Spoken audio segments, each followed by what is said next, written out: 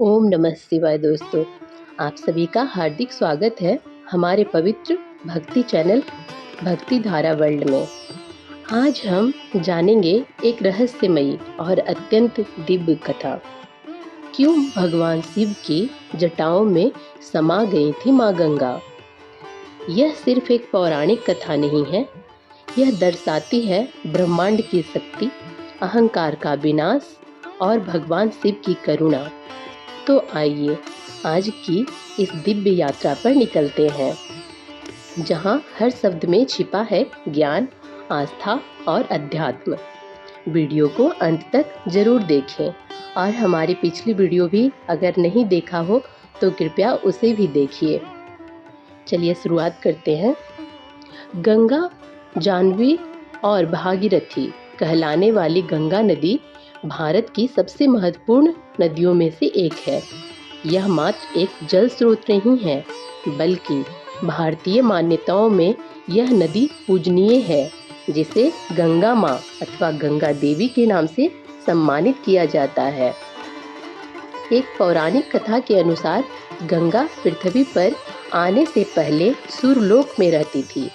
तो क्या कारण था जो यह पवित्र नदी धरती पर आई? इसे यहाँ कौन लाया? चलिए जानते हैं। बहुत प्राचीन काल की बात है। अयोध्या के प्रसिद्ध सूर्यवंशी राजा सगर की 60,000 पत्नियां और एक पुत्रानी थी, केसनी।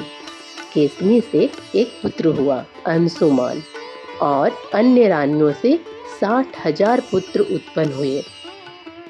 एक बार राजा सगर ने पृथ्वी पर अपना यश बढ़ाने के लिए अश्वमेघ यज्ञ किया।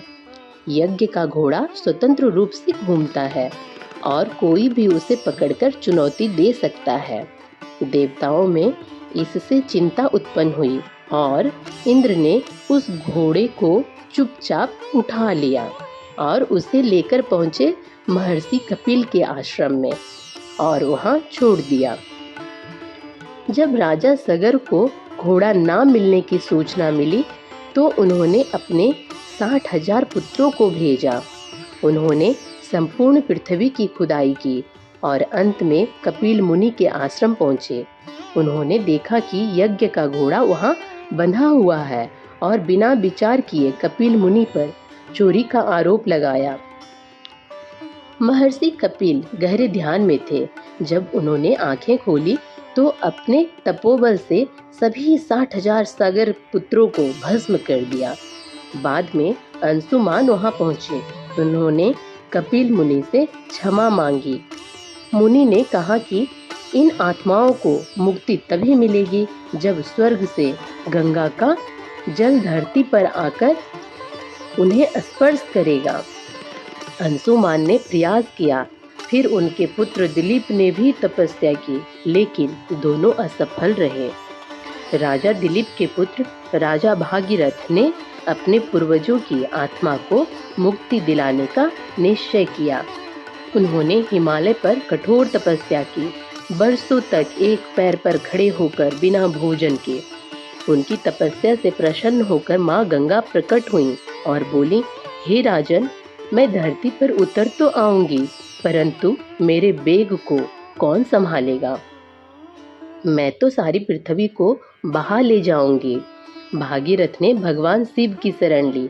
उन्होंने भी हिमालय पर तपस्या की बरसों तक और अंततः भगवान शिव प्रकट हुए। भगवान शिव बोले, हे भागीरथ, मैं गंगा के बेग को अपनी जटाओं में रोककर धीरे धीरे धरती पर उतारूंगा। जब माँ गंगा धरती पर आए तो वे वेग से भगवान शिव पर गिरे। शिव जी ने अपनी जटाएं खोल दी और गंगा उनके जटा जाल में उलझ गईं। वे वहीं घूमती रहीं और धरती पर नहीं आ पाए। फिर भागीरथ ने फिर से तप किया और भगवान शिव ने प्रसन्न होकर गंगा को अपनी एक जटा से बाहर निकाला। गंगा धीरे धीरे बहती हुई भागीरथ के पीछे पीछे चली। जहां जहां से वे गुजरती गईं, वहां जीवन जागृत होता गया। वे अंततः उसी स्थान पर पहुंची जहां सगर पुत्रों की अस्थियां थी। गंगा जल ने उन्हें स्पर्श किया और उन्हें मोक्ष प्राप्त हुआ।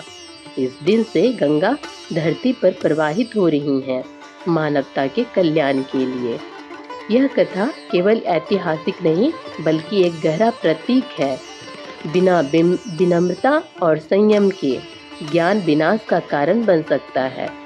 भगवान शिव ने गंगा को संभाल कर दिखाया कि सीम शक्ति को केवल संयमित चेतना ही थाम सकती है।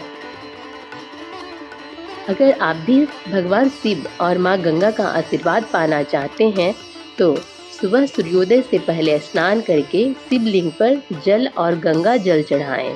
ओम नमः शिवाय और ओम गंगे नमः मंत्र का 108 बार जप करें। सफेद पुष्प और बेलपत्र अर्पित करें। यह कथा सुनने से पितृदोष से मुक्ति मिलती है, संतान सुख, मोक्ष की प्राप्ति और मन की शांति मिलती है। माँ गंगा और शिव जी की कृपा से घर में सुख समृद्धि आती है। तो प्यारे भक्तों, ये थी माँ गंगा के अवतरण और भगवान शिव की जटाओं में समाने की अद्भुत कथा। इस कथा में छुपा है भक्ति, तप, करुणा और मोक्ष का संदेश। अगर आपको ये वीडियो अच्छा लगा हो तो कृपया इसे लाइक, शेयर और सब्सक्राइब जरूर करें। आपकी एक क्लिक किसी और की जिंदगी में भी आस्था की गंगा बहा सकती है। हमारे चैनल भक्ति धारा वर्ल्ड से जुड़े रहें, जहां हर कथा है एक नया आध्यात्मिक अनुभव। ओम नमः शिवाय। हर हर गंगे।